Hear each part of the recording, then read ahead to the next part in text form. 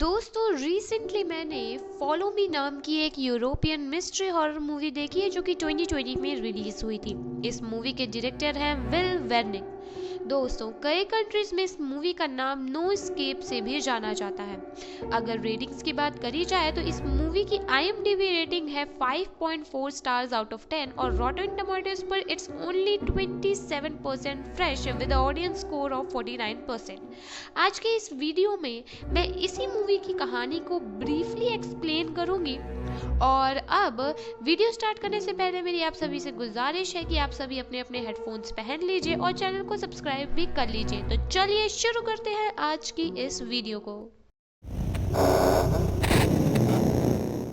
तो movie start होती है और हम कोल नाम के एक व्यक्ति को देखते हैं जो कि एक सोशल मीडिया इन्फ्लुएंसर है। कोल पूरे वर्ल्ड में ट्रैवल करते हुए डेयरिंग स्टंट्स वगैरह करता था, जैसे एक बार वो जिंदा ही कॉफिन में बरी हो गया था और सीक्रेट कल्ट्स को छुप के रिकॉर्ड करना, यहाँ तक कि हॉन्टेड प्लेसेस को भी विजिट करना और वगैरह वगैरह। ऐसे ही डेंजरस चीज़ें करने की वजह से कोल के कई सारे फैंस थे। वो एकदम सेलिब्रिटी की तरह था। अब रिसेंटली कोल ने अपने चैनल पे 10 साल पूरे कर लिए थे और इसलिए उसने एक ऑनलाइन इवेंट डिसाइड किया था जिससे उसके फैंस उसके लिए उसकी पूरी टीम के लिए कोई नया चैलेंज सजेस्ट करने वाले थे। अब कोल की टीम में थे उसके friends dash, Victoria, Samantha, Thomas और कोल की गर्लफ्रेंड एरिन। अब फैंस द्वारा सजेस्ट किए गए मॉस्को का एक एस्केप रूम चैलेंज सबसे ज्यादा वोट पाता है।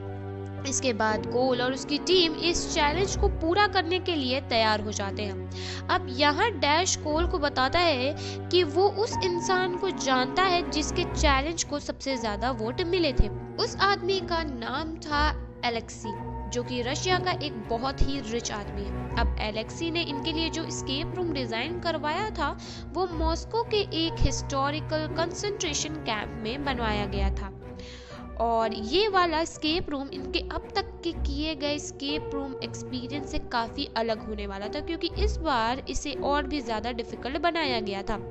अब रशियन एयरपोर्ट पर गार्ड्स डैश को किसी गड़बड़ी के कारण पकड़ लेते हैं। कोल उन्हें समझाने की कोशिश करता है पर उन गार्ड्स को कोल की भाषा समझ ही नहीं आ रही थी। इसी बीच उनके पास एक आदमी आया जिसके समझाने पर गार्ड्स डैश को छोड़ देते हैं और यहाँ हमें पता चलता है कि ये जो आदमी था ना, यही एलेक्सी था जिसने कोल और उसकी टीम के लिए एस्केप रूम इंतजाम किया था। यह कोल एलेक्सी की पावर को देखकर काफी इम्प्रेस हो गया था। अब यहाँ से सभी होटल जाते हैं जहाँ एलेक्सी ने इन सभी के रुकने का इंतजाम पहले ही कर रखा था। यहाँ होटल पहुंचकर ये लोग पाते हैं कि वो होटल भी काफी आलीशान था और यहाँ इन्हें वहाँ होने वाली एक नाइट पार्टी के लिए इनवाइट भी किया जाता है। पार्टी में कुछ गैंगस्टर्स कोल के दोस्तों के साथ बदतमीजी करने लगते हैं, जिस कारण उनके बीच झगड़ा हो जाता है। एलेक्सी सिचुएशन संभालने की कोशिश कर रहा था पर बात वहाँ इतनी बिगड़ गई थी कि एलेक्सी को उन गैंगस्टर्स को अपने गार्ड से कहकर गन पॉइंट पर वहाँ से बाहर निकालना पड़ा। जाते जाते वो गैंगस्टर्स उन सभी को धमकी देते हुए जाते हैं कि वो उन लोगों को नहीं छोड़ेंगे। इस घटना के बाद सभी का मूड खराब हो गया था, इसलिए सभी लोग वापस होटल लौटने का डिसाइड करते हैं। अब यहाँ से अगले दिन का सीन दिखाया जाता है जहाँ कोल का मूड ठीक करने के लिए एरिन कोल को लेकर बाहर निकल जाती है, जहाँ वो एलेक्सी के पैसों से शॉपिंग करते हैं और यहाँ वहाँ घूमते हैं। इन दोनों के पास अमेरिकन करेंसी नहीं थी और जिस कैब में वो लोग बैठे हुए थे उसका ड्राइवर उन्हें अमेरिकन करेंसी के बदले रशियन करेंसी देता है। यहाँ एज अ व्यूअर हम देखते हैं कि जो बंडल उस कैब ड्राइवर ने कोल को दिया था उसमें एक रेड कलर का नोट भी लगा हुआ था, जिसे देखकर भी कोल इग्नोर कर देता है। कैब ड्राइवर भी ऐसे बिहेव कर रहा था जैसे वो कोल को कुछ बताना चाहता हो, पर वो कुछ बता नहीं पाता। अब आगे कोल और एरिन यहाँ से वापस होटल आ जाते हैं क्योंकि शाम से ही उनका एस्केप रूम चैलेंज स्टार्ट होने वाला था। अब जिस जगह पर यह चैलेंज होने वाला था वो पुराने समय में कंसंट्रेशन कैंप हुआ करता था। यानी यहाँ पुराने समय में प्रिजनर्स या कैदियों को लाया जाता था और उन्हें काफी ज्यादा टॉर्चर किया जाता था और फिर उन्हें तड़पा तड़पा कर मार दिया जाता था। कोल लाइव जाकर अपने फ्रेंड्स को ग्रीट करता है और प्रिजन में अंदर जाने से पहले एलेक्सी कोल से कहता है कि आगे जो भी उसके साथ होने जा रहा है वो सब रियल नहीं है। खैर, अब आगे इस एस्केप रूम के रूल समझाए जाते हैं जो कि काफी सिंपल थे, जहां कोल को अपने दोस्तों को ढूंढते हुए, सभी मुश्किलों को पार करते हुए, सभी पजल्स को सॉल्व करते हुए खुद को और अपने दोस्तों को बचाकर इन रूम्स से एस्केप करना था, वो भी एक सीमित समय के अंदर। चैलेंज स्टार्ट होते ही दो गार्ड्स आते हैं जो कोल के चेहरे को एक काले कपड़े से कवर करके अपने साथ ले जाते हैं। वो लोग कोल को एक अंधेरे कमरे में छोड़ देते हैं जहां अपने चेहरे से कपड़ा हटाने पर कोल को अपने सामने एक डेड बॉडी नजर आती है। कोल यहाँ नोटिस करता है कि उस डेड बॉडी के पेट पर एक क्रॉस का निशान बना हुआ था और आसपास देखने पर कोल को समझ आता है कि वो एक लॉक्ड सेल में था।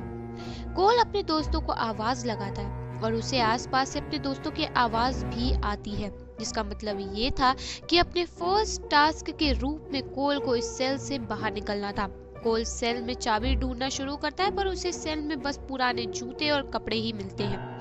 थोड़ी देर में कोल समझ गया था कि शायद उसे सेल की चाबी उस डेड बॉडी के अंदर मिलेगी और उसे उस डेड बॉडी को क्रॉस वाली जगह से काट कर चाबी निकालना पड़ेगा।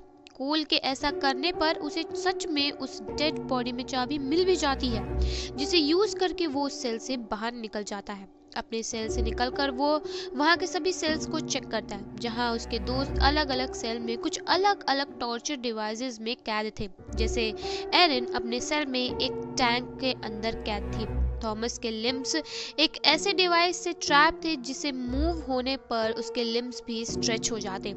सैमंथा एक इलेक्ट्रिक शॉक चेयर पर बंधी पड़ी थी और डैश एक एंशिएंट मम्मी केज में बंद था जिसमें कई सारे थॉर्न्स लगे हुए थे। यहाँ थॉमस और डैश कोल को देखकर काफी एक्साइटेड नजर आ रहे थे। तभी कोल की नजर पास की दीवार पर लगी एक इलेक्ट्रिक क्लॉक पर जाती है जिस पर 1 घंटे की उल्टी गिनती चल रही थी। थॉमस कोल को बताता है कि जब कोल अपने सेल से बाहर आया वैसे ही उसके साथ वाले सेल का दरवाजा ओपन हो गया, इसलिए कोल को वहां जाकर क्लू की खोज करनी चाहिए। कोल उस रूम में कुछ गियर्स को देखता है जिन्हें सही तरीके से अरेंज करना ही कोल का दूसरा टास्क था। यहाँ जैसे ही कोल किसी गियर को गलत पोजीशन में लगा रहा था वैसे ही डैश और थॉमस के ट्रैप्स और टाइट होते जा रहे थे। थॉमस का ट्रैप उसके लिम्स से अटैच था, इसीलिए उसके लिम्स स्ट्रेच हो रहे थे जिससे उसे काफी ज्यादा दर्द होना स्टार्ट हो गया था। वहीं डैश के ट्रैप में लगे थॉर्न्स ऑलमोस्ट उसकी आंखों में घुसने ही वाले थे कि तभी कोल उस गियर वाले पजल को कंप्लीट कर लेता है। इसके बाद थॉमस और डैश को वो आजाद करा लेता है। यहाँ से ये तीनों सैमंथा और एरिन को फ्री कराने चलते हैं। सैमंथा एक इलेक्ट्रिक चेयर पर ट्रैप्ड थी जिसे फ्री कराने के लिए उन्हें एक पजल में मेटालिक बॉल को सेंटर में पहुंचाना था। पर यहाँ सिचुएशन कुछ ऐसी थी कि जैसे ही उनसे गलती से वो मेटालिक बॉल पजल की वॉल से टच हो रही थी वैसे ही सैमंथा को एक तेज इलेक्ट्रिक शॉक लग रहा था। डैश इन सब को सीरियसली नहीं ले रहा था क्योंकि उसके मुताबिक ये बस एक गेम था, तो सैमंथा को ज्यादा तेज शॉक नहीं लग रहे होंगे, उसे ऐसा लग रहा था और इसीलिए वो जानबूझकर बॉल को बार बार वॉल से टच करा रहा था ताकि वो सैमंथा को परेशान कर सके। लेकिन सैमंथा काफी ज्यादा चिल्ला रही थी जिसे देखकर थॉमस जल्दी से उस पजल को सॉल्व करके सैमंथा को फ्री कराता है। यहाँ सैमंथा की हालत काफी खराब नजर आ रही थी और वो इनसे गेम को क्विट कर देने के लिए रिक्वेस्ट करती है पर कोई भी उसकी रिक्वेस्ट का रिप्लाई नहीं करता। कोल यहाँ डैश से एलेक्सी के बारे में सवाल पूछने लग जाता है जहाँ डैश उसे बताता है कि वो एलेक्सी को ठीक तरह से नहीं जानता है क्योंकि वो लोग बस कुछ हफ्तों से ही कनेक्शन में थे। ये सुनकर ये सभी बहुत ज्यादा परेशान हो जाते हैं और इन्हें समझ आ जाता है कि ये सब बस एक गेम नहीं है और वो लोग सच में यहाँ फंस गए हैं। इन लोगों की बातों के बीच हम एरिन के टैंक को देखते हैं जिसमें काफी तेजी से अब पानी भर रहा था। एरिन को आजाद कराने के लिए इन्हें एक वाटर टैंक पजल को सॉल्व करना था जिससे उन्हें 3 लीटर और 5 लीटर की बोतल को कुछ इस तरीके से अरेंज करना था कि उन दोनों ही बॉटल्स में टोटल 4 लीटर पानी ही बच रहा हो। वो लोग उस पजल को सॉल्व तो कर लेते हैं, पर इससे सिर्फ एरन के सेल का डोर ही बस खुलता है और पानी अभी भी काफी तेजी से टैंक में भर रहा था। कोल यहाँ उस टैंक को तोड़ने की भी कोशिश करता है, पर वो टैंक काफी मजबूत फाइबर ग्लास से बना हुआ था और उसका डोर भी ओपन नहीं हो रहा था। कोल और उसके दोस्त पास ही लगे कैमरा की तरफ देखकर हेल्प मांगते हैं और उन्हें कोई रिस्पॉन्स नहीं मिलता। के बाद काफी कोशिश करके कोल टैंक के लॉक को ही तोड़ देता है, पर अब तक टैंक में पानी पूरी तरीके से भर चुका था। एरन को बाहर निकालकर वो लोग पाते हैं कि एरन बेहोश हो चुकी थी। यहाँ कोल अपने आप को इन सब का जिम्मेदार मान रहा था, पर तभी एरन को होश आ जाता है। अब टाइमर में टाइम खत्म हो गया था और वो सब फ्री हो चुके थे, तो बिना टाइम वेस्ट किए वो लोग वहाँ से बाहर निकलने का सोचते। यहाँ से निकलते वक्त वो लोग एक और रूम में एंटर कर जाते हैं, जहाँ की हालत देखकर साफ था कि वहाँ किसी के साथ हाथापाई हुई थी। उन्हें वहाँ दीवार पर खून दिखाई देता है, जो देखने में काफी फ्रेश भी लग रहा था। चैलेंज खत्म होने के बाद भी उन्हें एलेक्सी कहीं भी नजर नहीं आ रहा था, जिस बात से ये सभी काफी डर जाते हैं, क्योंकि इन सभी के पासपोर्ट्स वगैरह सब एलेक्सी के ही पास थे, जिस कारण इनका अब इस कंट्री से निकलना मुश्किल हो गया था। वो लोग आगे का गेट खोलकर बाहर निकलते हैं एंड टू देयर सरप्राइज बाहर उनके सामने वही गैंगस्टर्स खड़े थे जिनके पिछली रात इनसे लड़ाई हो गई थी। इस गैंगस्टर को देखकर कोल को समझ आता है कि गैंगस्टर ने एलेक्सी को मार दिया होगा और अब ये इन सब को भी मार देंगे। ये गैंगस्टर वही उनकी आंखों के सामने विक्टोरिया को शूट करके मार देते हैं और बाकी सभी लोगों को वापस से पकड़ लेते हैं। थोड़ी देर बाद कोल खुद को एक डार्क कमरे में पाता है, जहां उसे टेबल पर कुछ सर्जिकल टूल्स रखे दिखाई देते हैं। तभी कोल के रूम में एक आदमी आता है और उसे बताता है कि वो लोग उन लोगों को एक टॉर्चर रूम में लेकर आए हैं, जहां वो उन सब की मौत को डार्क वेब पर लाइव दिखाएंगे। उस आदमी ने आगे बताया कि कोल जैसे सेलिब्रिटी की डेथ को डार्क वेब पर लाइव देखने से उन्हें काफी प्रॉफिट होने वाला था। अब आगे वो लोग कोल के सभी फ्रेंड्स को एक एक करके लाइव स्ट्रीम पर लेकर आते हैं, जहां वो उन्हें टॉर्चर करके मारने वाले थे। कोल जिस रूम में बंद था वहां से वो देखता है कि उन लोगों ने समंथा की आंखें निकाल ली थी, जिसके बाद वो लोग समंथा का गला काट कर उसे मार देते हैं। ये सब देखकर कोल बहुत ज्यादा डर जाता है और अपने आप को आजाद कराने के लिए स्ट्रगल करने लगता है। इसी दौरान उसकी नजर अपने हैंडकफ्स पर जाती है, जो कि काफी पुराना और रस्टी लग रहा था। कोल किसी तरह अपने हैंडकफ्स को तोड़कर वेंट से अपने रूम से भागने का सोचता है। वेंट में आगे बढ़ने पर वो वेंट के थ्रू ही डैश को एक रूम में देखता है, जहां वो डैश को टॉर्चर कर रहे थे और बड़ी बेरहमी से वो लोग डैश के दोनों हाथों को काट देते हैं। तभी वेंट में कोल की मूवमेंट की वजह से आवाज होती है और वो लोग कोल को देख लेते हैं। वो लोग कोल को वेंट में फॉलो करने लगते हैं और कोल रेंगते हुए आगे भागने लगता है और वो एग्जिट डोर तक पहुंच भी जाता है। वहां डोर पर एक कॉम्बिनेशन लॉक लगा हुआ था, जो देखकर अचानक ही कोल को उस कैब ड्राइवर का दिया हुआ वो रेड नोट याद आता है। कोल उस नोट पर लिखे डिजिट को लॉक ओपन करके बाहर निकलता है, जहां बाहर वही कैब ड्राइवर कोल का इंतजार कर रहा था। यहाँ ड्राइवर कोल को बताता है कि वो उसकी मदद करना चाहता था, लेकिन वो उसकी मदद नहीं कर पा रहा था, क्योंकि जिन लोगों ने वो ट्रैप बनाया था वो लोग लगातार उस पर नजर रखे हुए थे। ड्राइवर कोल को कार लेकर भाग जाने के लिए बोलता है और कोल के वहां से जाने के बाद गैंगस्टर उस ड्राइवर को भी पकड़ लेते हैं। थोड़ी दूर जाने के बाद कोल डिसाइड करता है कि वो अपने फ्रेंड्स को और एरन को छोड़कर नहीं जाएगा और वो अपने दोस्तों की हेल्प करने के लिए वापस लौट आता है। कोल वापस उस सेल में एंटर करता है और थोड़ी देर वहां देखने पर कोल को थॉमस एक सेल के अंदर नजर आता है।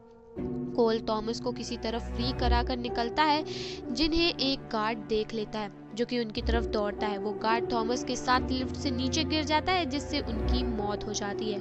अब कोल आगे बढ़ चुका था जहां उसे थोड़ी ही दूर पर एलेक्सी दिखाई देता है, जहां उसे पता चलता है कि एलेक्सी ही उन लोगों का लीडर था, जहां उन लोगों ने ड्राइवर को पकड़ रखा था।